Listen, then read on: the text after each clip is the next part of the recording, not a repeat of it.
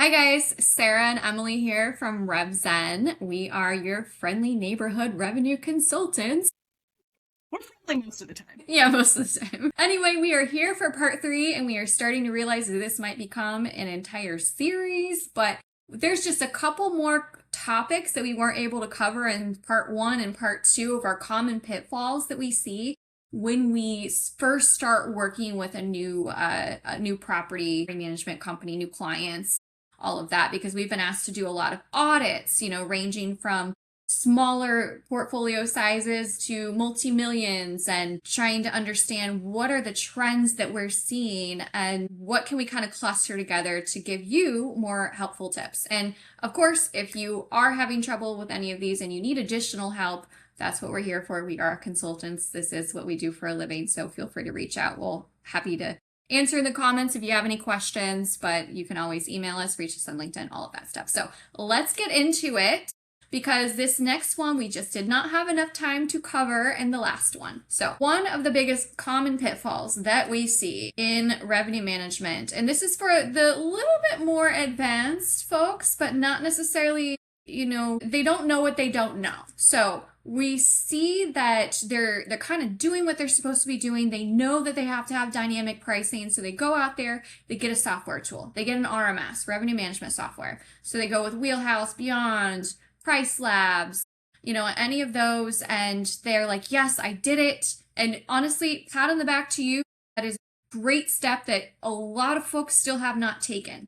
However, the fallacy there in the common pitfall is thinking that your revenue management system equates to your revenue management strategy. So when you go in there and you set it and forget it, and you think that dynamic pricing is your strategy, or the algorithmically fed pricing individually for those days is your strategy, well, then if that was the case, our jobs would not exist. Everybody would be pricing the same per night, or at least relative. You would have no edge over your competition.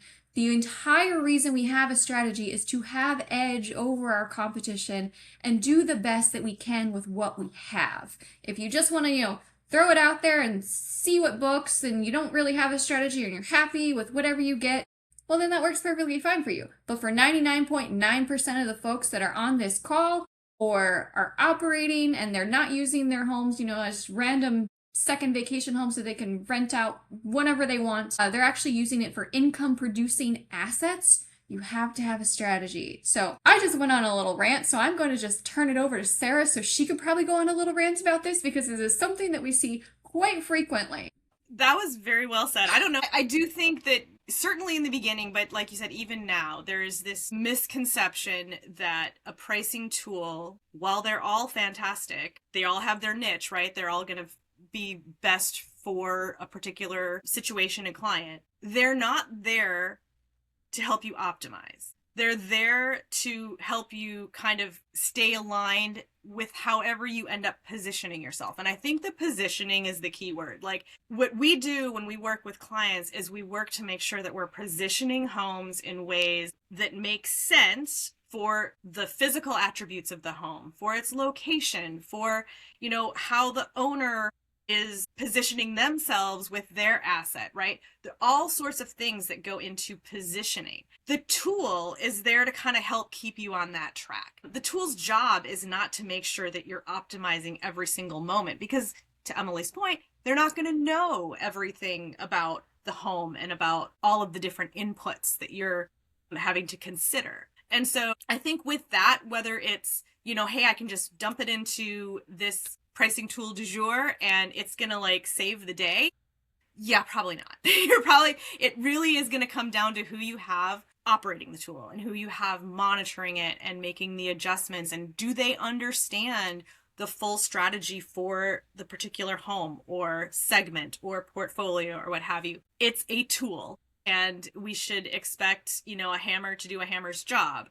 A hammer on its own does not pound nails into boards. So we still have to be pounding the nails into the board. And it is something that I think it may not be to your point, Emily, it might not be every new client that we see or whatnot, but there is just kind of this prevailing sense that if I've got a pricing tool, I'm, implementing dynamic pricing, I'm on the cutting edge. And that is a part of it. You got the tool. That's awesome. We want to make sure you know how to use the tool. And that's what we're here for. Right. And I have to add, because to your point, yes, we do see it a lot, but by the time that we get clients and the time that they're in front of our face, they kind of already know that this has been happening. It just might have been, they might have had to watch some of these webinars or series to understand that, oh my gosh, like there's so much more that can be done, right? So but I don't want any of our clients out here to think that we are saying that about you, because by the time that you make the decision, you're like, okay, I'm going to get an RMS tool, hire someone to do my revenue. You already know these things. So great for you. There is a lot of the rest of the majority that hasn't taken those steps that really are under the illusion that they can kind of just set it and forget it. And I will say that certain pricing tools are better at doing that, or they're just more optimized for more hands-on work or hands-off work. But it really depends on what you're looking to do. I think that overall, it doesn't matter what settings there are available. You still need to be adjusting your positioning, right? So I don't know if both, everybody on the call knows that both Sarah and I have experience in the hotel world. And the hotel world, what is it always about, Sarah? Well, I mean, there are a few things. Yeah. Huh? Yeah. Positioning, right? Well, yeah, that's the key word. And I think we probably both take that from hotels, right?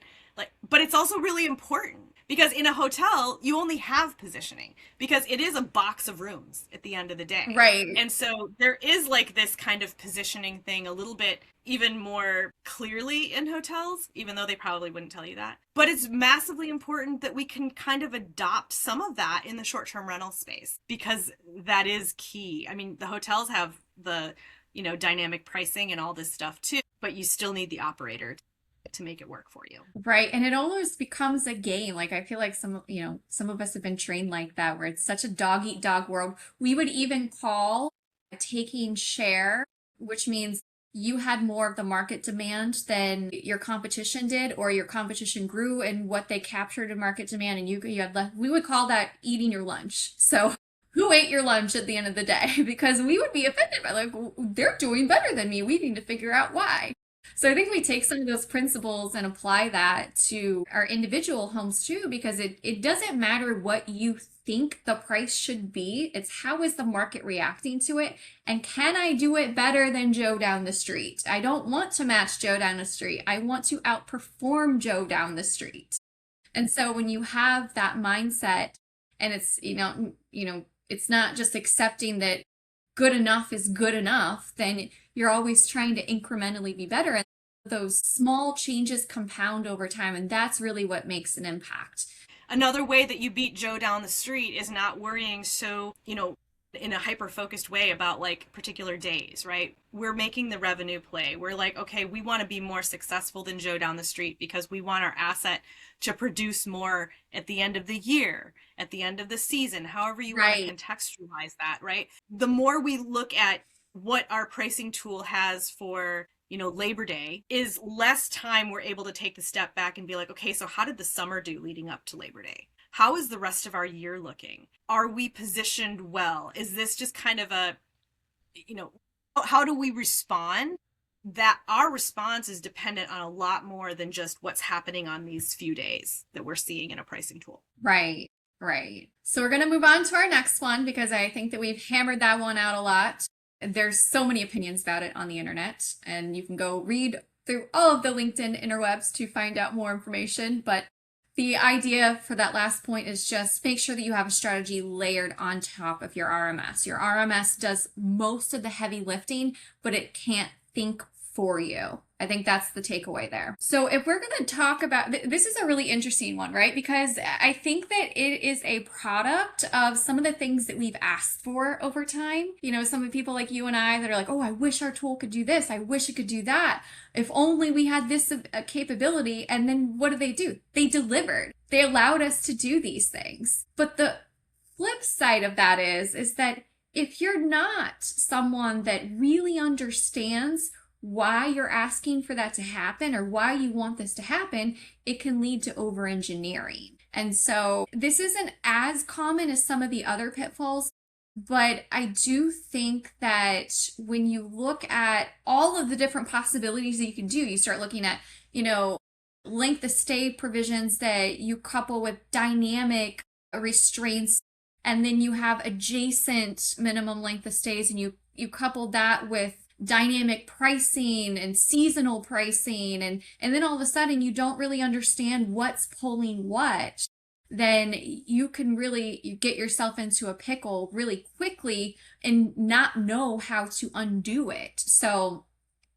I've definitely, it's not, like I said, it's not as common as some of the other things, but I do think that as we get into this AI era where folks are kind of plugging things into ChatGPT that they don't understand, and they're asking for conclusions, and they're not subject matter experts. So they don't know what they don't know, right? So they're trying to take it at face value.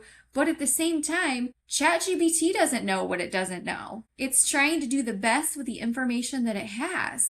And so sometimes it's feeding you information, and it allows you to have this almost false sense of security. And so you have the security you can over engineer some of these settings, or even your listing, or, have things kind of working that you think are really good, but they're kind of like working against each other, and you don't really know which ones to kind of pull out and which ones to double click on, because you don't know where. It's just like it just went wild. And I think this, again, it kind of goes back to the whole, if you have a strategy, you're going to have an idea of what your options are, right? If your strategy is X, you're not going to be doing certain things at all because your strategy is X. So you've eliminated a set of functions or a set of levers that you for a particular time, say, that, you're just probably not going to do. I've actually tested this. I've just thrown things into like ChatGPT to see what it would tell me, because I've just been super curious, because I've been hearing a lot about, oh, well, yeah,